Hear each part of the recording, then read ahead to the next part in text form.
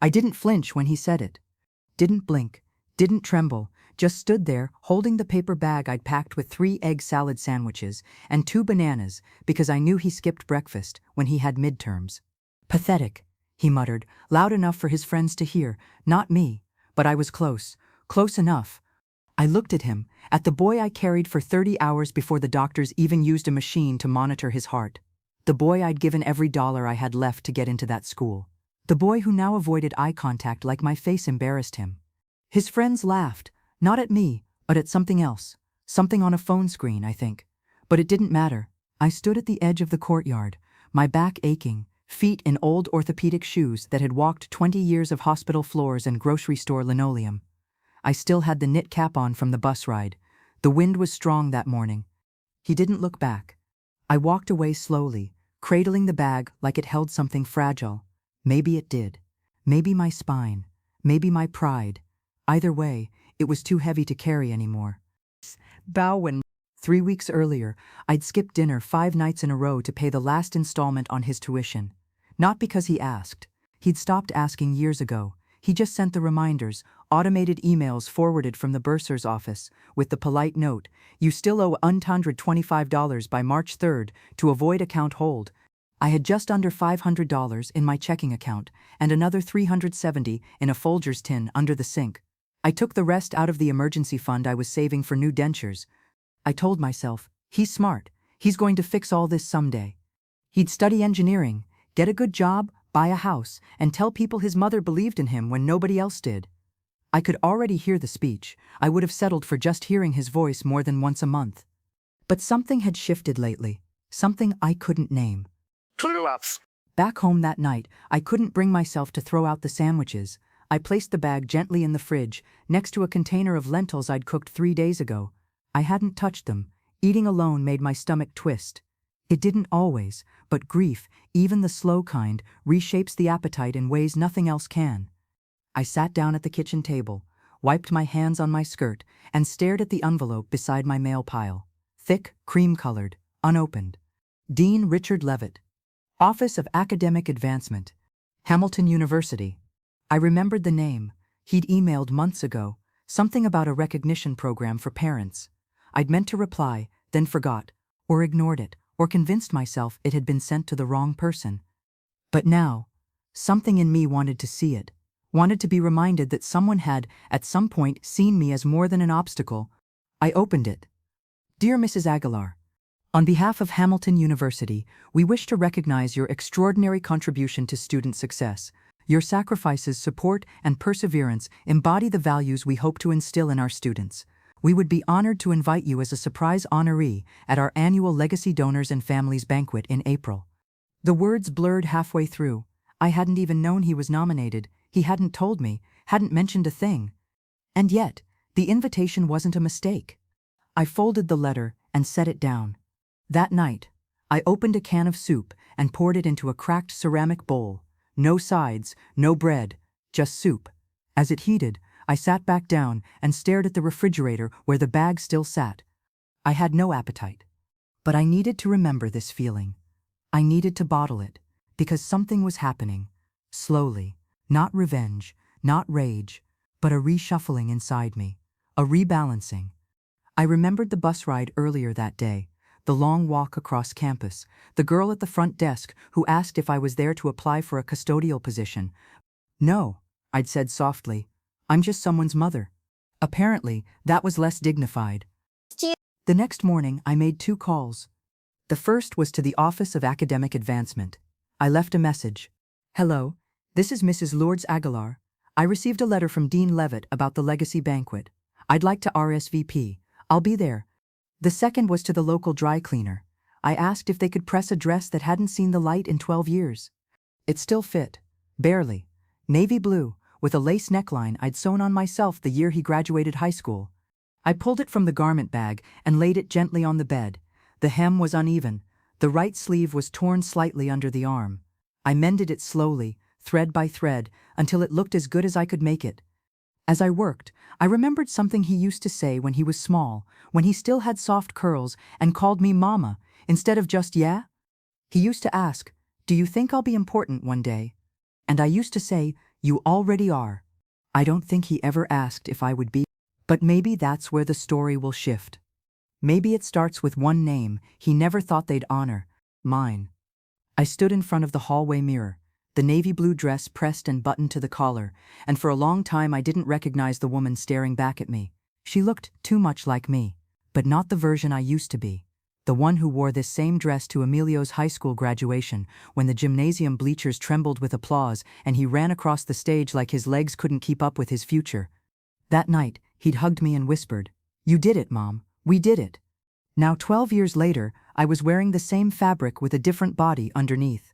My back was more curved, my arms thinner, my eyes, well, they didn't shine the same. Still, the seams held. That had to count for something. I sat down slowly on the bed, careful not to wrinkle the hem, and reached for my old purse. It was small, worn smooth along the edges, but still zipped without protest. Inside, I packed the banquet invitation, a travel-sized comb, 2 mints, and a folded bus schedule. The event was still a week away, but I wanted to be ready. I didn't own many things anymore. What I had, I prepared carefully. Later that afternoon, I visited the church office where I cleaned on Wednesdays. I told Sister Lorraine I wouldn't be in next week. "You okay, Lourdes?" she asked, squinting past her glasses. "Yes," I said, and for the first time in a while, it wasn't a lie. "I've been invited somewhere." She smiled, soft and warm. "Well, wherever it is, they're lucky to have you." I nodded and stepped back into the street. The cold nipped harder that day. I gripped my coat shut and walked past the bakery, past the pharmacy where they knew me by name, and toward the bank. I needed $20 in smaller bills for the bus transfers, but when I stepped inside, the line snaked past the entrance and the fluorescent lights flickered in a way that always gave me headaches. So I left. I wasn't in the mood to explain myself to a teller who looked young enough to be my grandson and had never waited 5 days to buy bread. That evening, I found myself reaching for the paper bag in the fridge again. The egg salad had darkened, the bananas spotted brown, but I still couldn't throw it out. Instead, I took out the sandwich and cut it into quarters like I used to for Emilio when he was little and refused to eat crusts. I placed the pieces on a saucer, sat down, and tried one. It was dry, but it filled a space in my stomach that had been hollow all day. While I chewed, I pulled the invitation letter toward me again. There was a contact number at the bottom for accessibility accommodations.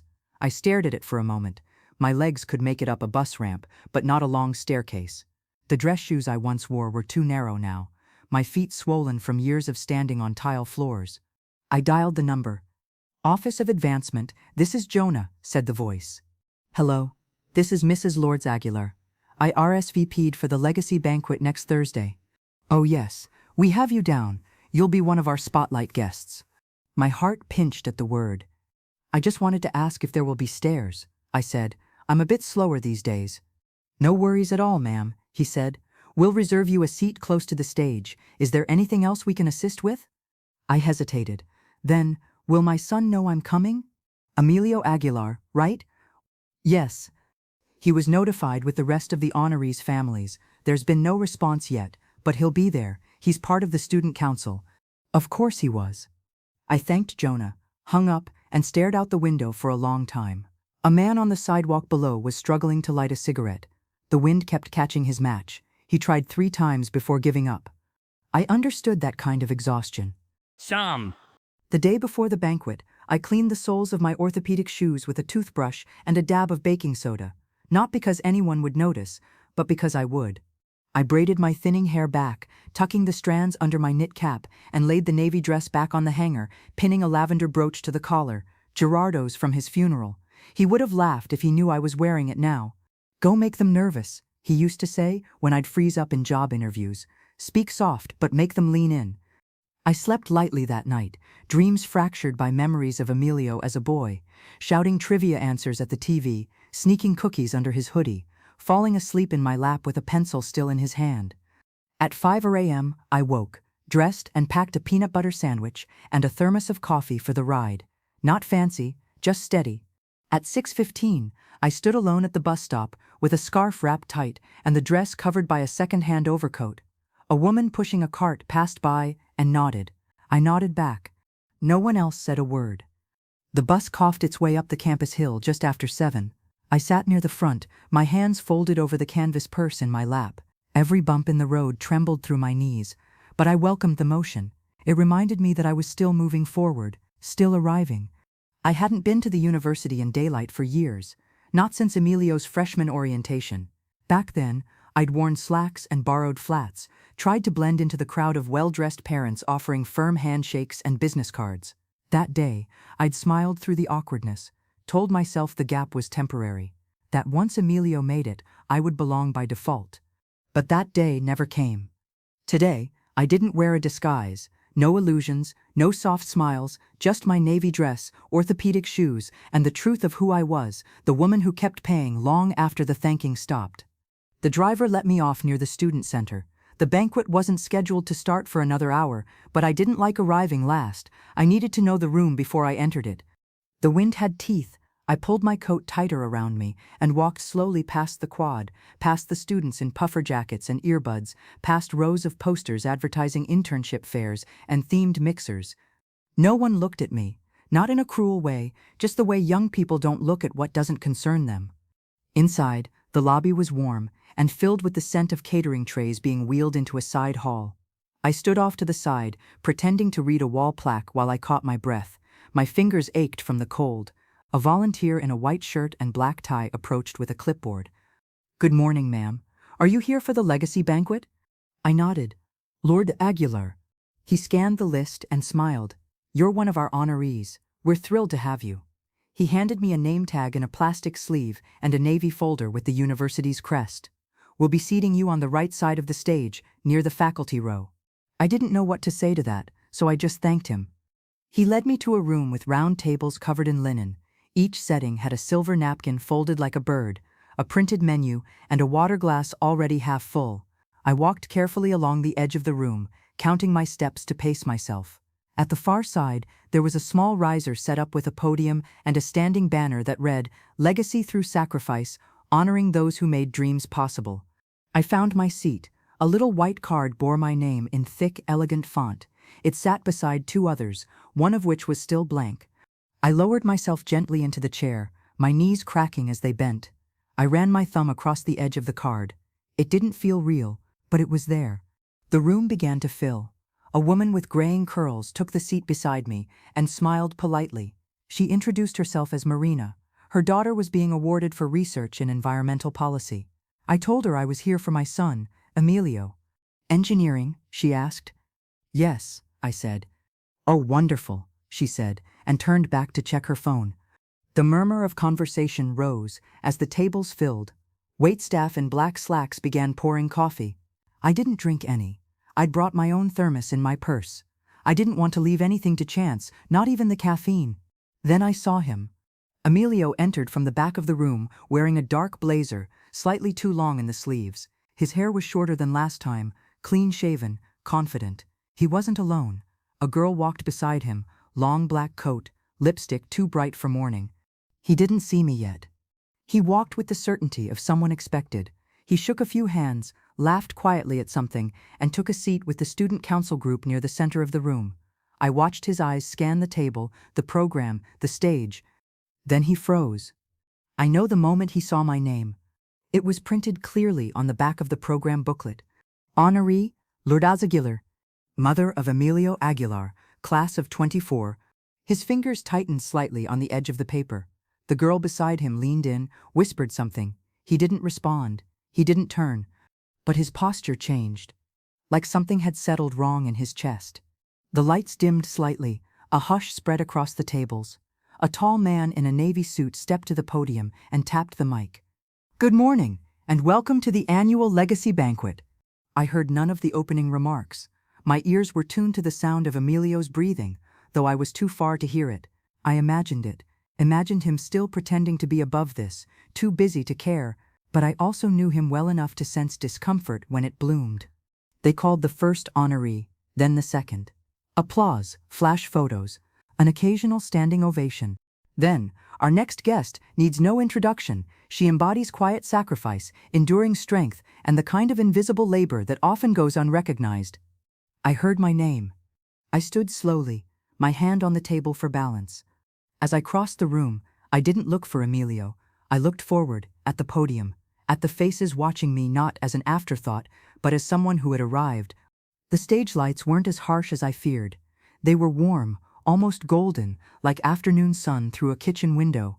As I reached the podium, my right knee locked for a moment, and I had to grip the edge for balance. No one noticed, or if they did, they pretended not to. The host, Dean Levitt, met me with a steady hand and a soft smile. "You look wonderful, Mrs. Aguilar," he said, guiding me the last few steps.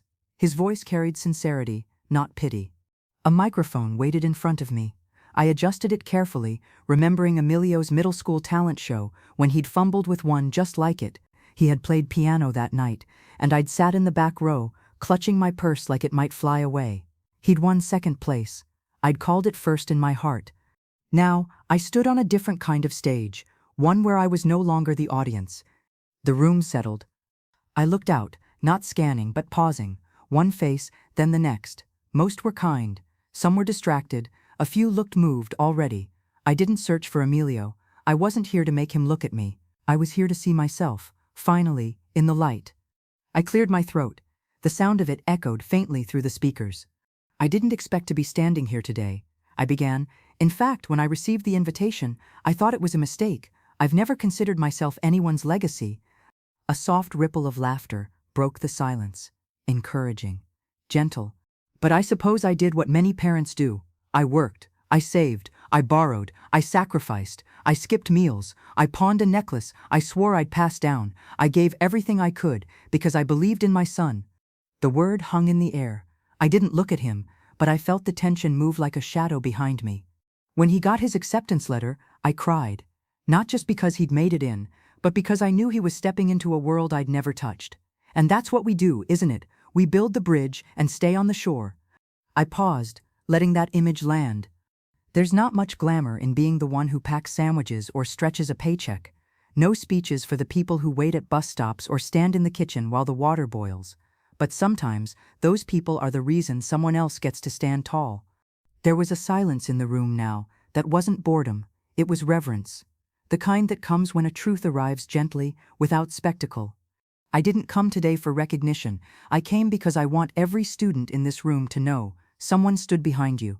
Maybe it was a parent. Maybe it was a teacher, or neighbor, or aunt. Maybe you've forgotten to thank them. That's all right. You can still try. A few heads nodded. One young man wiped at his eye. I knew better than to assume. "I've never owned a degree," I said, "but I carry years of work in my bones, and I want you to know what you do with what we've given you. It matters, not just for your future, but for how you look back at where you came from." I stepped back from the mic, a beat of silence. Then the room stood, not all at once, but in waves, like a tide coming in. I didn't cry, I didn't smile. I bowed my head and walked back to my seat slowly, past the clapping hands, past the rows of linen-covered tables, past Emilio. He didn't stand, but his eyes followed me. Back at my seat, Marina leaned toward me. "That was beautiful," she said. Her hand rested lightly on my wrist for a moment. "You said everything I've been too proud to say." I nodded, unable to find words just then. The truth was, I hadn't written that speech. Not on paper, it had lived in my chest for years, sentence by sentence, born in grocery store aisles and parking lots and second jobs. The rest of the program passed in a blur.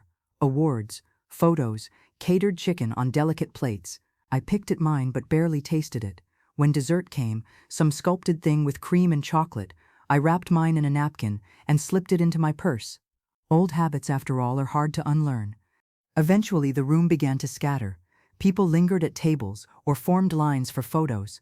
I stayed seated, waiting for the crowd to thin before making my exit.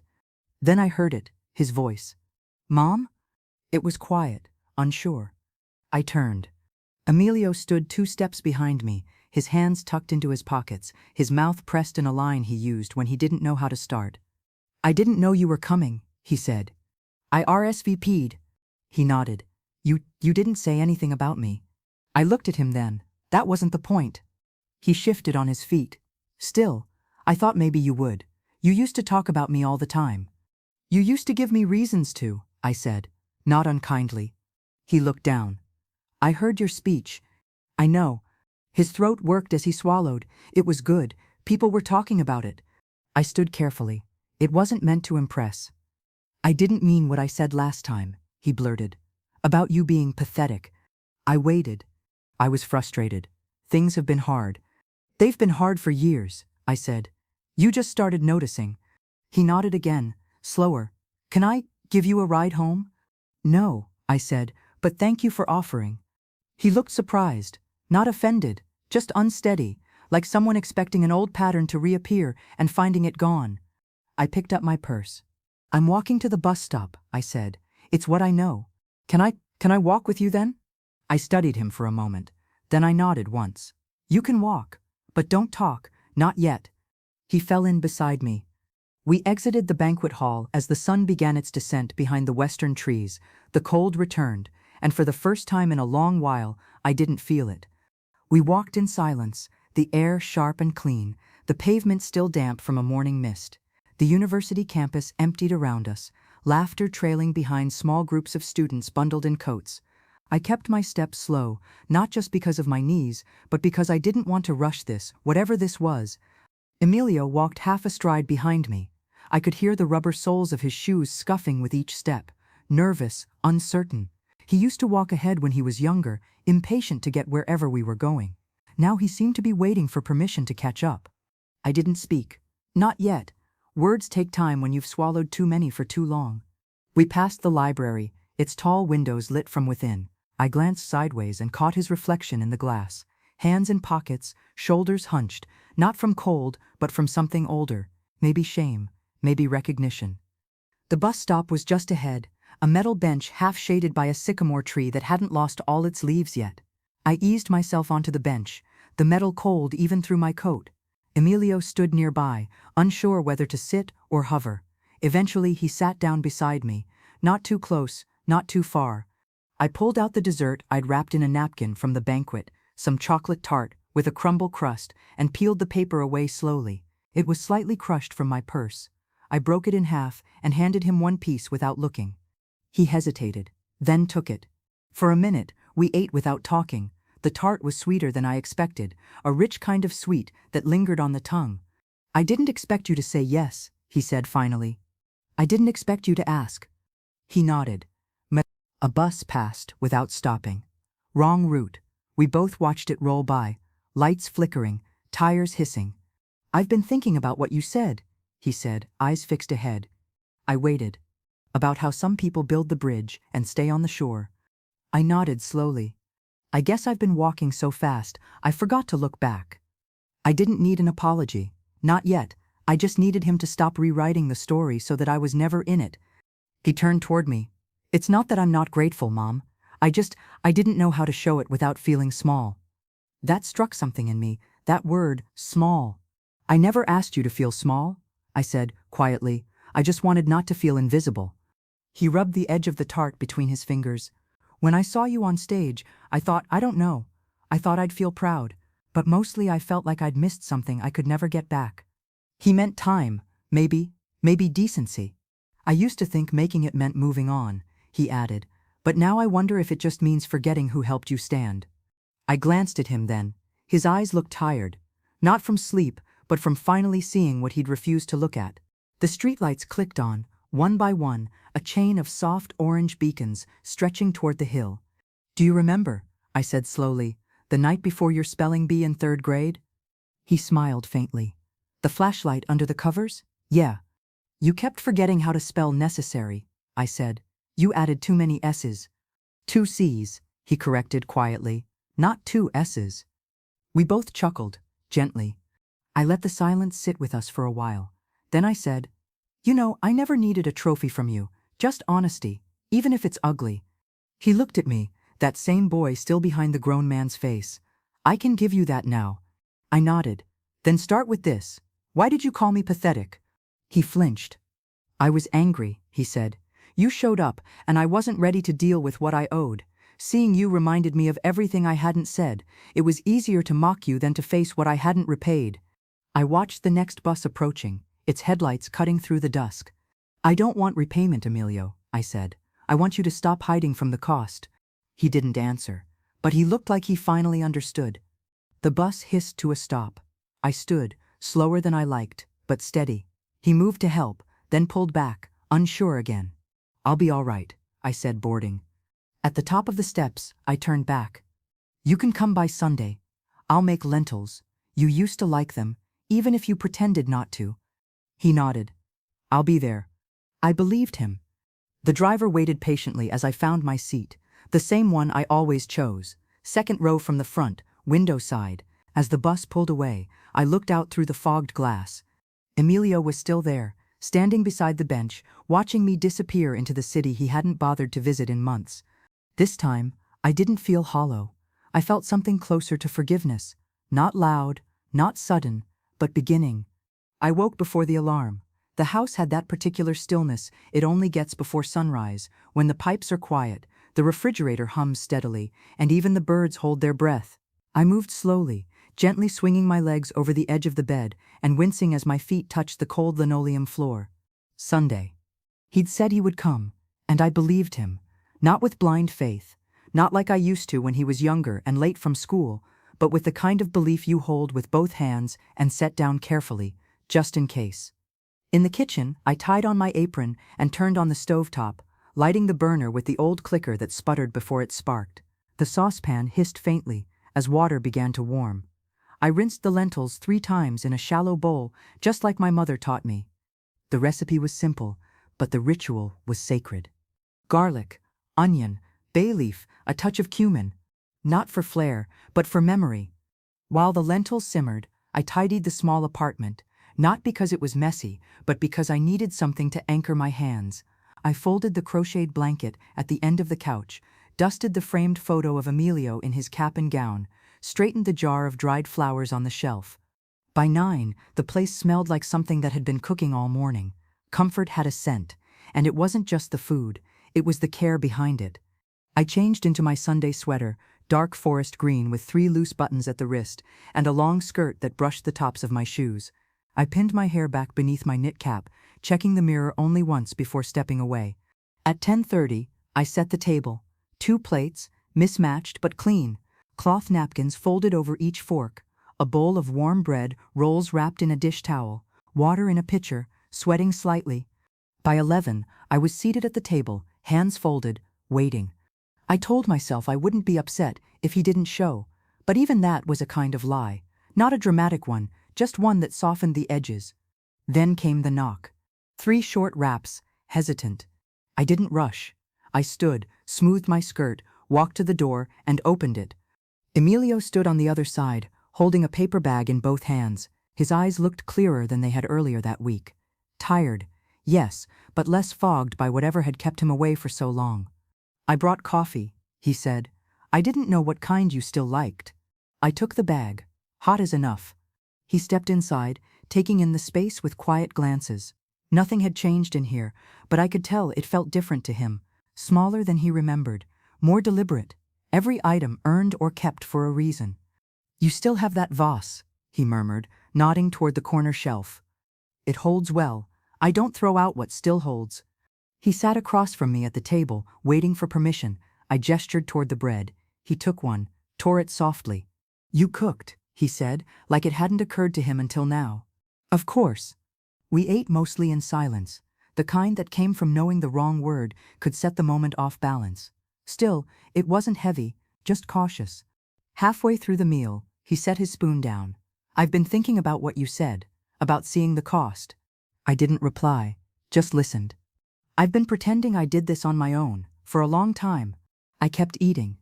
"It made me feel better to believe that," he continued, voice low, "like I'd earned it clean." I looked up then. "You earned your education, but you didn't pay for it." His shoulders tensed, but he didn't argue. "I found the spreadsheet," he said after a pause, "the one you used to track payments. It was in the box you gave me last year." That surprised me. I'd forgotten the spreadsheet was even in there. "You documented everything," he said.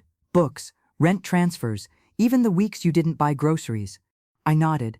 I wrote it down, because it was the only way to stay sane, to make the sacrifice visible to someone, even if that someone was just me. His voice softened. "I never thanked you for any of it." "You're not too late." He sat back in the chair, eyes glassy now. "You shouldn't have had to go without." I met his gaze. "But I did, And now you know.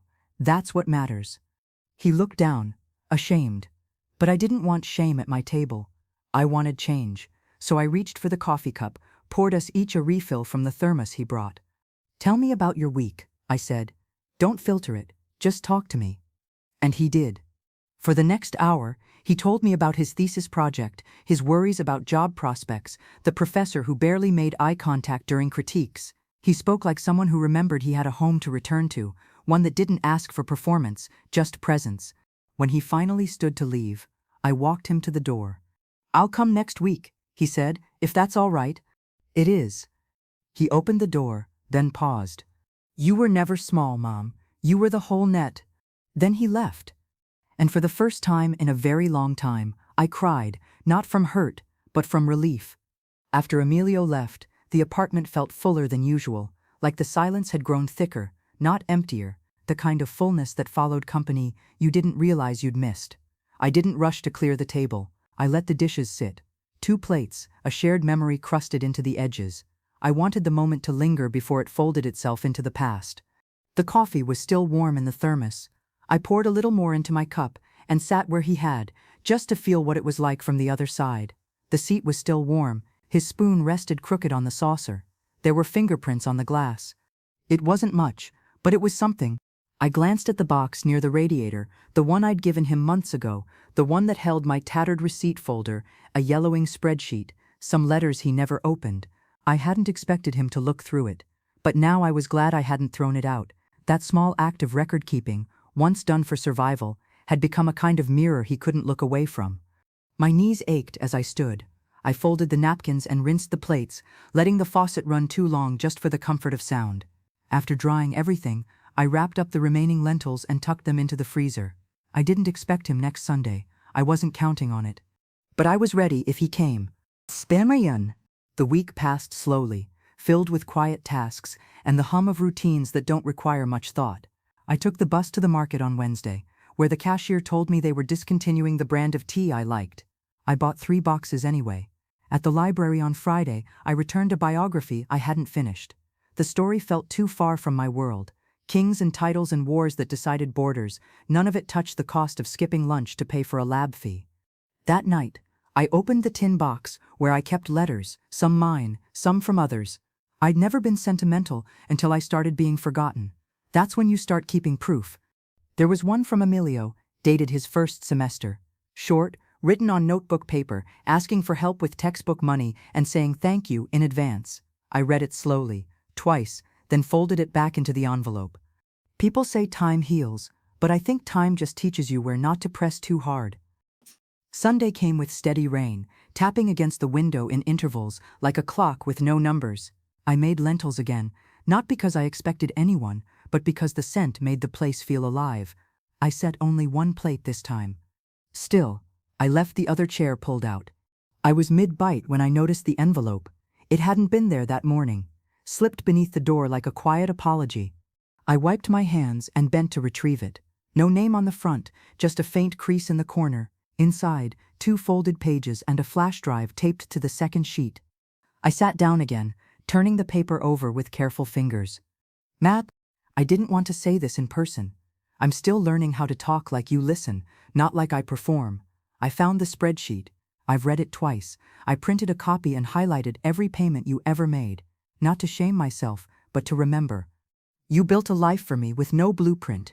You paid for things I never even knew I needed until someone else handed them to me. That makes you a better architect than any engineer I'll ever become.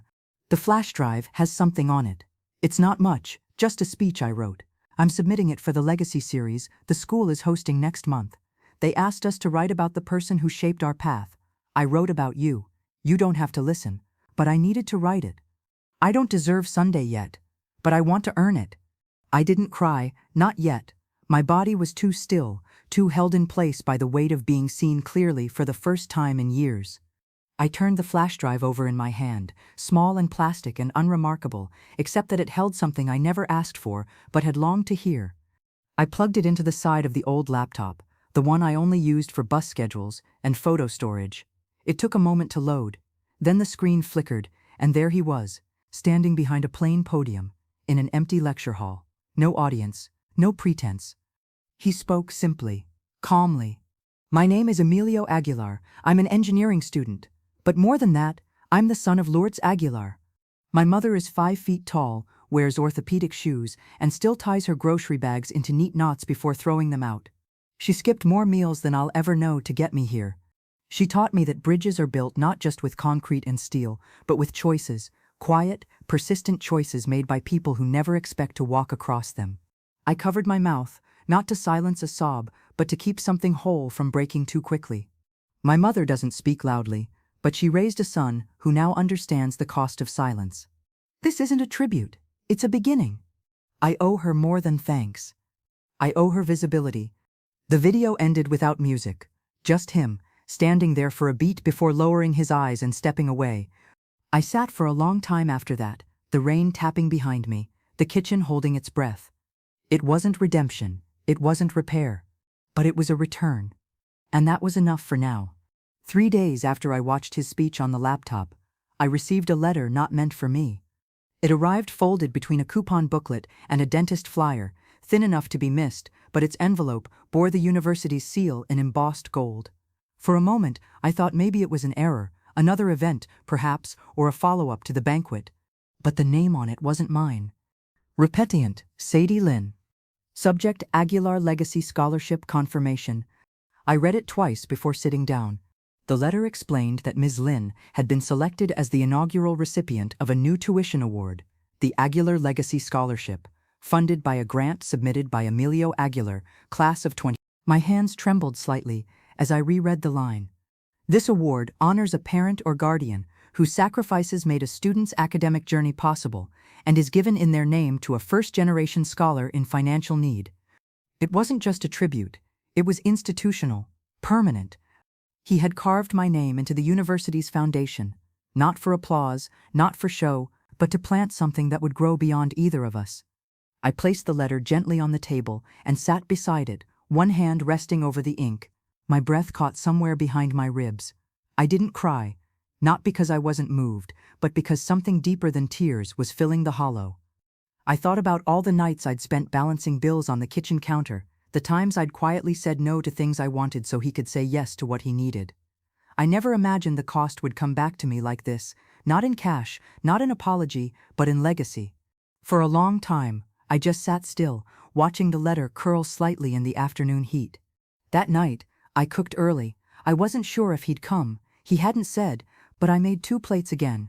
Lentils, yes, but also the fried tofu he used to sneak straight from the pan. I sliced mango and chilled a bottle of ginger soda from the corner shop. He used to beg for it as a child, then forget to finish it. At 6, there was no knock. At 6:30, still nothing. By 7, the food had gone lukewarm. I wrapped up his portion and placed it in the fridge. Then I sat with my own, eating slowly, chewing each bite like it had meaning. I didn't feel bitter, I didn't feel abandoned. If anything, I felt complete. Love, when it finally returns, doesn't erase the absence, but it softens it. Yes.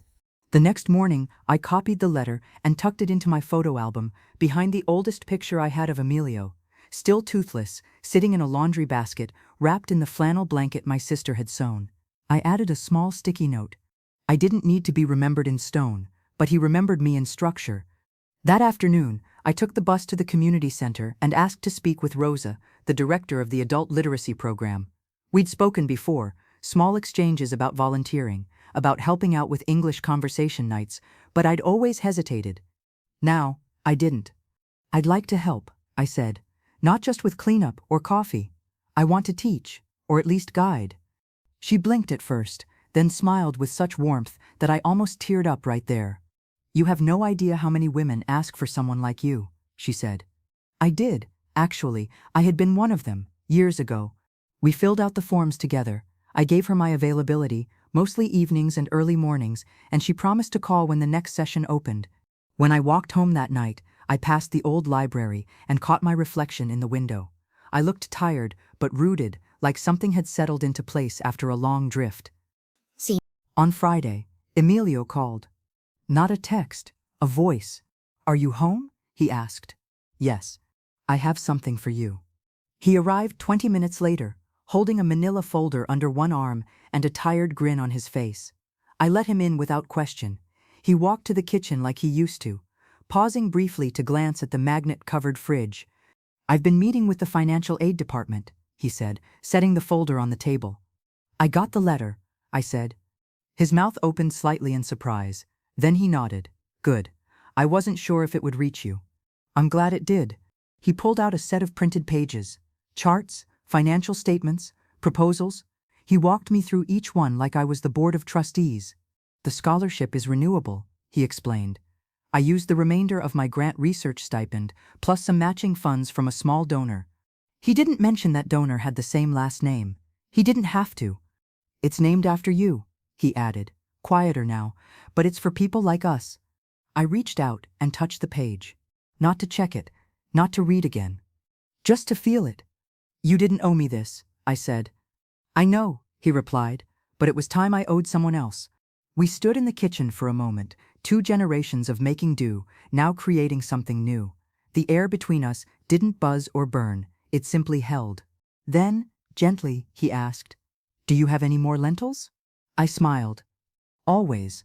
Emilio left just after 8, carrying a container of lentils and half a mango wrapped in wax paper. He offered to take the trash down for me, and I let him. Not because I couldn't do it myself, but because he finally asked. After he left, I didn't turn on the TV. I didn't call anyone. I just stood in the quiet kitchen, letting the echo of our conversation settle like dust after furniture has been moved. Something in the room had shifted. Not in the arrangement, but in the weight. The table wasn't just a table anymore. It was witness. I picked up the manila folder he'd left behind. Not an oversight, he'd said I could keep it. Inside were the full details of the scholarship, timelines, donors, the letter to the Board of Trustees, and a scanned page with my name in bold above a single line of biography. Lourdes Aguilar, caregiver, seamstress, single parent, contributor of 87 documented educational expenses over 14 years. No degrees, no credentials, but there I was, institutionalized, not by status, but by truth. For years, I'd measured my worth in receipts and outcomes. Now someone else had decided I was part of the story's architecture. I folded the pages carefully and placed them in a protective sleeve. Then I opened the hallway closet, reached behind the winter coats, and pulled out an old box labeled Receipts Plans Miss. It smelled faintly of mothballs and pencil shavings. Most of the papers inside were yellowed and curling. Hospital forms, bookstore slips, printed bus fare stubs from a machine that hadn't worked in years. I pulled out the envelope of tuition payments and pressed the edges flat. Some were stamped, others just bore scribbled confirmation numbers. All of them had kept him moving forward. I stared at them for a long moment, before doing what I had never done. I began to throw them away. Not out of anger, not to erase, but to release. I kept just a few. One from his first semester, one from the year he nearly dropped out, and one from his final lab fees. The rest I placed in a brown paper bag and folded it shut. As I tied the bag, something caught my eye on the hallway wall, a blank space where a calendar used to hang. For years, that spot had held every deadline, shift schedule, and school reminder. It was bare now, and I suddenly felt the need to fill it, not with planning, but with remembrance. I went to my room and pulled the small photo album from my nightstand. In the back sleeve, I slipped the scholarship copy. Above it, I placed the earliest photo of Emilio in kindergarten, holding a paper star with "I want to be an inventor" written in crayon. Then I reached for the hammer and nails. It had been years since I'd hung anything new. The walls bore the quiet erosion of time, faded outlines, thumbtack scars, but this wall, this stretch of paint, had earned new life. One by one, I hung small frames, no symmetry, no pattern, just story. A photo of Emilio in middle school, arms crossed defiantly. A postcard he once sent from a science fair, never signed but unmistakably his handwriting. The flyer from the banquet, creased but intact. The letter from the dean, folded once down the middle, now pinned beneath glass. The printout of his speech transcript, highlighted in places. Each frame found its place on the wall like pieces I hadn't known I was collecting. When I finished, I stepped back and stared. The wall didn't shimmer, it didn't glow, but it breathed. This wasn't a shrine. It wasn't grief in disguise. It was proof. Not for the world, for me. The next morning, I received a call from Rosa at the community center. A new group was starting, a handful of women from El Salvador, 2 older men from the Philippines, and a shy teenager who had dropped out of high school but still came to help his aunt translate. "They're a little nervous," Rosa said, "but they asked if someone like you would be teaching. Your name's gotten around." I almost laughed. Not because I found it funny, but because I hadn't realized I had a name that got around. "I'll be there Thursday," I said. "I'll bring tea and paper." She exhaled, relieved. "They'll be glad." So was I. That evening, I made tea and sat in the armchair near the new wall. It felt like a corner I hadn't known I was building toward all these years. The window beside it caught the sunset just right. The light turned golden, then orange, then low and blue. I sipped slowly, one hand cupped over the other for warmth. I thought of all the years I had lived in future tense, when Emilio graduates, when we move, when I can breathe again. And now, at last, I was sitting fully in a moment that asked nothing more than to be noticed. The walls no longer felt like they were pressing in. They held. The community center smelled faintly of lemon disinfectant and old books, an honest scent, clean and worn at the same time. I arrived early, the way I always do, holding a canvas bag of supplies, extra pens, blank notebooks, a tin of loose-leaf tea, and a packet of ginger biscuits I wasn't sure anyone would touch but brought anyway. Rosa met me at the front desk with a gentle smile and the clipboard she never put down. "They're in room B, nervous," she said with a wink, "but expectant." I nodded, adjusted the strap of the bag on my shoulder, and walked down the short corridor. My steps were slow, the kind that announce presence not through sound, but steadiness. Room B had no windows, but someone had taped a paper sun to the whiteboard.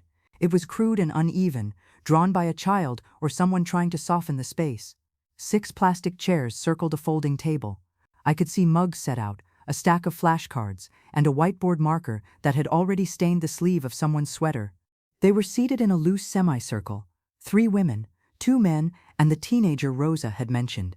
Their faces lifted when I entered, a mix of curiosity and quiet hope. I smiled as I placed my bag on the table and began unpacking. "Good afternoon," I said, adjusting my knit cap. "My name is Lourdes. I'm here to help you find your voice in English, but also your voice in this place." They watched me closely.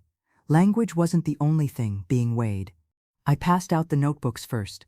"No grades here," I said, "no red pens, just your words and space to hold them." One of the women, Marta, clutched the book to her chest like it was something rare. Another, a man named Rogelio, flipped it over carefully, inspecting the spine. We began not with vocabulary, but names. "Tell me who you are," I said, "but not what you do. Tell me something about you that can't be replaced." That took them a moment. The young man Angel went first. "I draw cartoons. My uncle used to say I'll work for Pixar one day." His voice cracked a little at the end, but he met my eyes directly. I nodded. "Then we'll make sure you know how to write your own captions." Marta spoke next. "I remember recipes, even when I forget numbers. My mother taught me by smell." I smiled. "Then we'll practice instructions for kitchens." And so it went, one story at a time. By the end, they were laughing gently, correcting each other, shy but opening. We practiced phrases, ordering food, asking for help, telling someone you're cold without sounding like an apology. I drew a map on the board and had them give me directions home.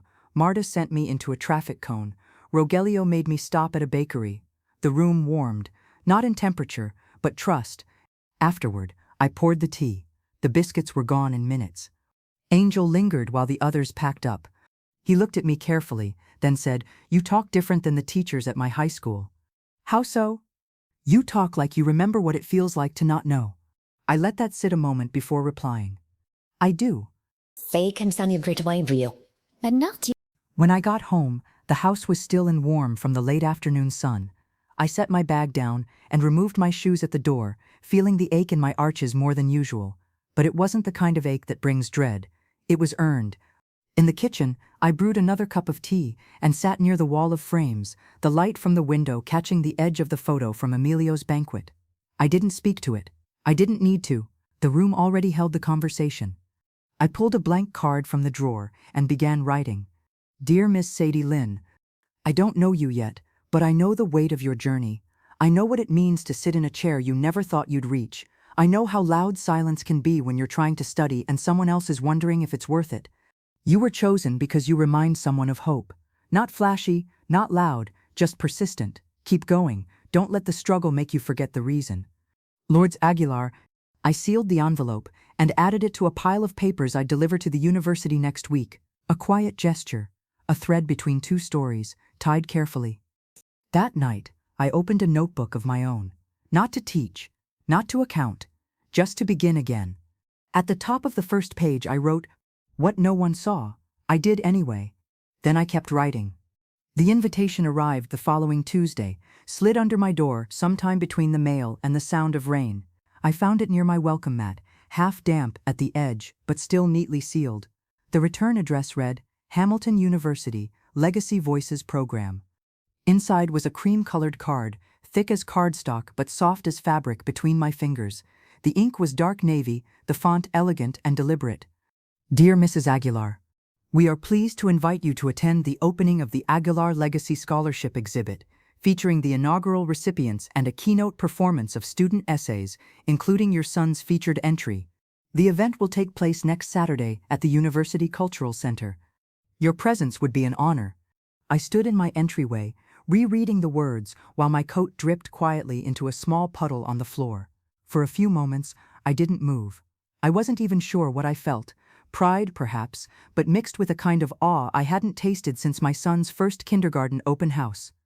This time, no chairs would be too small. No teacher would lean forward to explain basic expectations.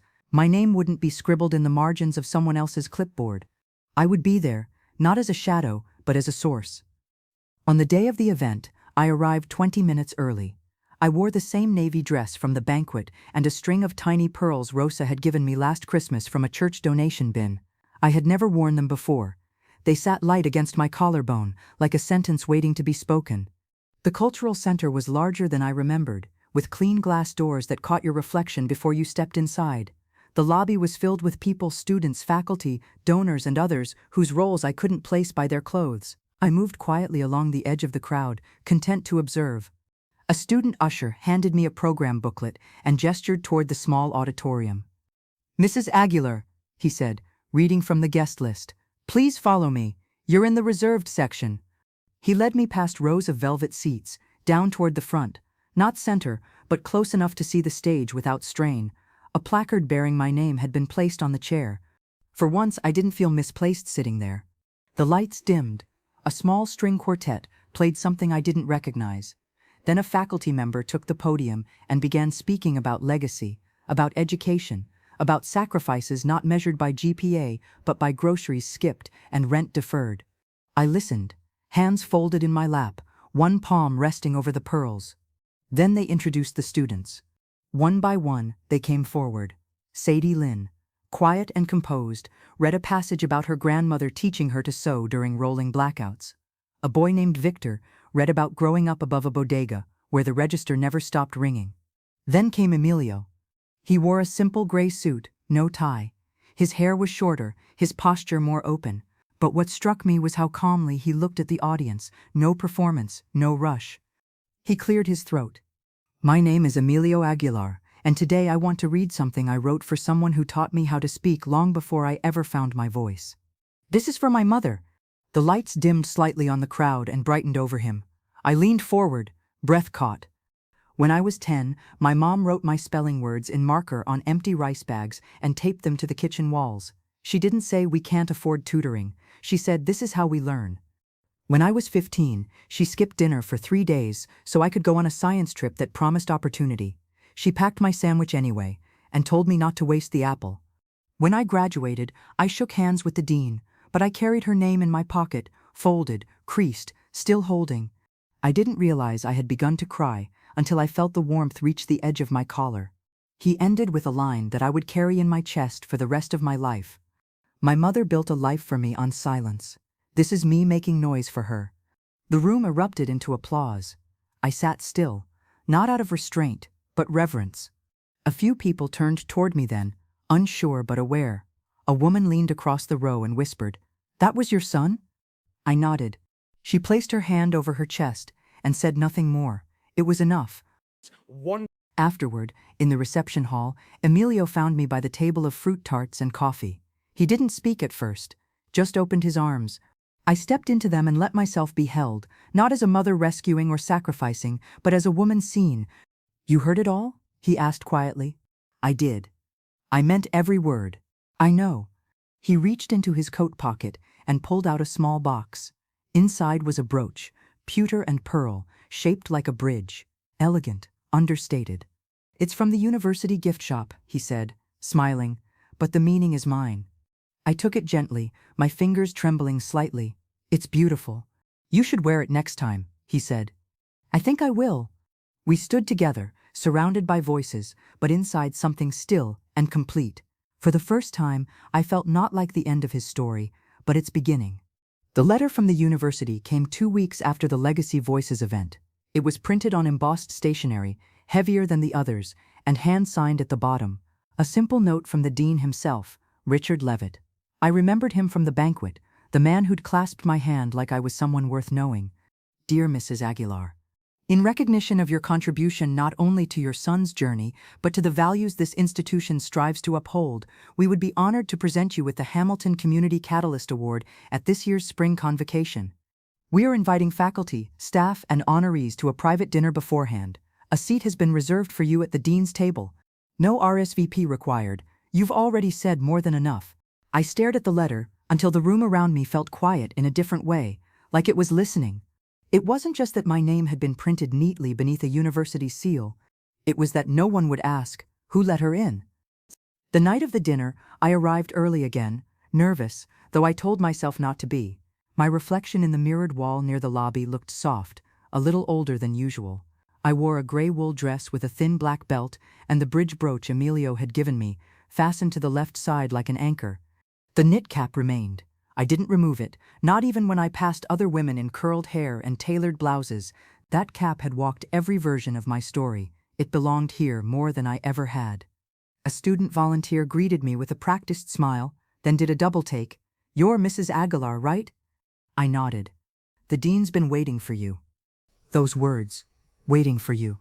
How many years had I been the one doing the waiting, outside offices, on benches, at bus stops, waiting for permission, for inclusion, for acknowledgement that never came. Now someone was waiting for me. She led me through a set of arched doors into the university's private library, repurposed for the evening into a dining room filled with warm light, linen-covered tables and shelves, still lined with books too old for checkout. At the center was a round table where 6 name cards had been carefully arranged. Mine was one of them. Dean Levitt stood as I approached, extending his hand. Mrs. Aguilar, he said with genuine warmth, I'm so glad you came. I took his hand. It was firm but not overpowering. I almost didn't, I said honestly. He smiled. That would have been our loss. We were soon joined by 2 faculty members, a young woman from Student Affairs and a man who oversaw the school's outreach programs. The conversation floated around academic policy, budget revisions, student retention. I didn't speak much, but I didn't need to. I belonged by presence now, not performance.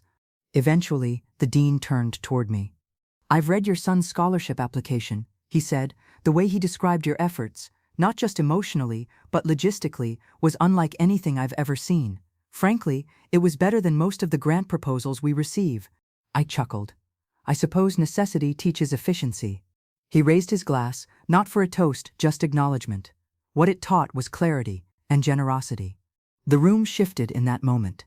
Not dramatically, not with fanfare, but I felt the edges of invisibility curl back just enough to breathe freely. After dinner, Emilio arrived to walk me home. He'd offered a dozen times to call a car, but I insisted. The walk, short as it was, helped me process. The night air helped loosen what ceremony tended to tighten. We walked through the edge of campus, the stone paths wet from the afternoon's rain. The lamps cast golden rings on the pavement, and our footsteps echoed off the brick. I saw you talking with Dean Levitt, he said. He talks like someone who's never rushed a meal. Emilio smiled. He respects you. I didn't reply. I didn't need to. That part was settled now. We paused near the stone bench beneath the old oak tree. Students passed quietly in pairs. A girl on a skateboard laughed as she turned a corner. Somewhere music spilled faintly from a dorm window. I was thinking, Emilio said slowly, about next year. Oh, I've been offered a fellowship in D.C. I tried to measure my reaction, but something flickered inside. Will you go? I asked. I think I should. I nodded. Then go, take your voice with you, but remember the silence that shaped it. He looked at me, suddenly still. I want to bring you out for the first week, he said, let you see the place, stay a while. It caught me off guard, not the gesture but the sincerity. You don't have to include me, I said. I know, he replied, that's why I want to. We stood in silence for a moment longer. Then, with a slight tilt of his head, he added, they should know where I come from, and more importantly, who. Later that night, back in my apartment, I hung the invitation beside the scholarship letter and the photo of the Legacy Voices reading. The wall was full now, nearly every space taken, but I rearranged a few frames, made room at the top. One frame was still empty. I would save it for the last part of this journey. Not the end, but the one that would finally let me rest, not just as a mother, but as a person who had once gone unseen and chose not to stay that way. I waited until morning to hang the final frame. The sun hadn't fully risen yet, just brushed against the top of the window pane, like warm fingers knocking softly. I stood in my small living room, the light spilling across the old carpet and onto the memory wall that had grown without much planning, only instinct. The new frame was simple, wooden, with a beveled edge, no engraving, no glass yet. I held it in both hands for a while, before lifting it up, pressing it against the open patch I'd cleared the night before. I didn't mark the wall. I didn't use a level. I just let it sit where it felt most natural, near the center, between the banquet flyer and the scholarship letter. I hadn't decided what to place inside. Not a photo, not a speech. Just space. A frame with no proof, only the echo of what all of this had meant. For years, I had organized my life around tangible markers, receipts, signatures, confirmation numbers, proof of sacrifice. Now, I was choosing to let one part of the story live unwritten. Because I didn't need the world to see everything. Some pieces were just for me. At the community center that week, Angel stayed after class. He'd grown more confident in recent sessions, laughing more, correcting others gently, even offering to help Marta pronounce trickier consonants without her asking. But today, he looked uneasy, his hands curled inside his sweatshirt sleeves. Can I ask you something?